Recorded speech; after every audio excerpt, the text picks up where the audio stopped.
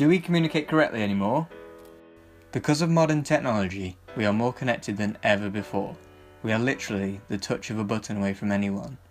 But we simply just don't talk anymore. We don't want people to forget that we are humans and are made to communicate with people on a personal level. But it's so easy to shut ourselves off. This series aims to investigate how technology has affected different spheres of life, including the commute to work, family life, the younger generation and the older generation.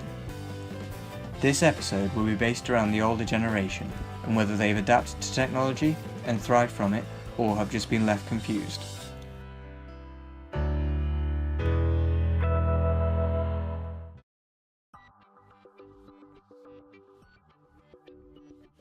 An average day being retired involves lying in bed till 8:30, having breakfast, doing whatever domestic jobs need to be done.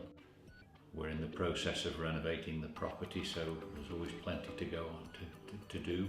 We go out and do the shopping. Generally we fill the time quite easily.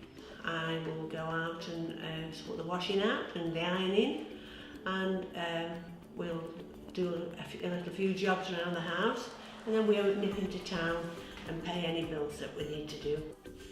My average day is getting up in the morning when the alarm goes off, and then I put the television on, I sit and watch the television, the news in the morning. Put my phone on to check to see if there's any messages or if I've missed any phone calls. My husband goes to work, he works nights, so I'm on my own, so I'll sit and watch television, or more often than not, I will go to bed with my iPad and I'll watch my iPad in bed.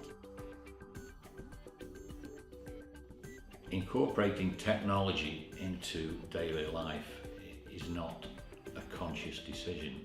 Technology is all around. It involves virtually everything that we do. The gas, the electric, the water, the phone is all done by computer. It's all computerised now. When we switch on the television, we're involved in technology. We go out in the car. The car is absolutely full of modern technology that I don't understand. We do have a laptop. I have never ever had any inclination to learn, and I don't actually know what will happen if one day I'll need it. I think the first piece of technology I was aware of was a television.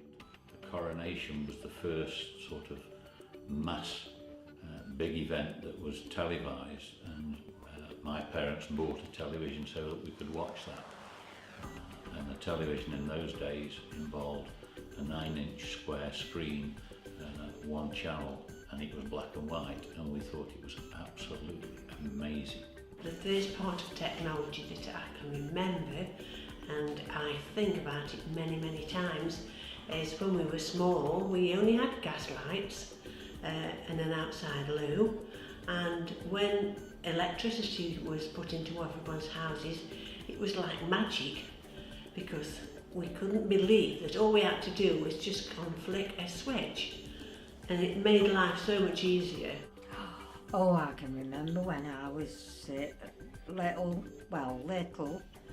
about 15, me and my sister, we used to have a record player. But it was the technology in them days, if that's what you call it, you had to wind it up so it would work. We hadn't got a telephone. We didn't have a telephone in our house until in the 60s. But that is something else now that you look back on and you realise how life's changed. Everybody has a phone now. People of my generation who were the post-Second World War baby boom grew up at a time when there had been big advances in technology, but they'd all been slanted towards the war effort and were not available really to the general public. It's hard for people to understand that I was born and grew up in a time where very few people had electric light almost nobody had a television. Very, very few people had telephones. Very, very few people had motor cars. So what we used instead of technology is that thing that we've all got, it's called your brain.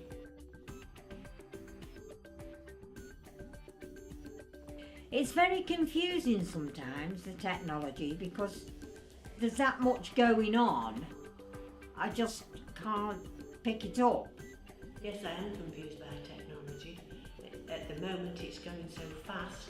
They're changing things all the time, so I just really can't sort of get into it. There's a lot of modern technology that I don't understand.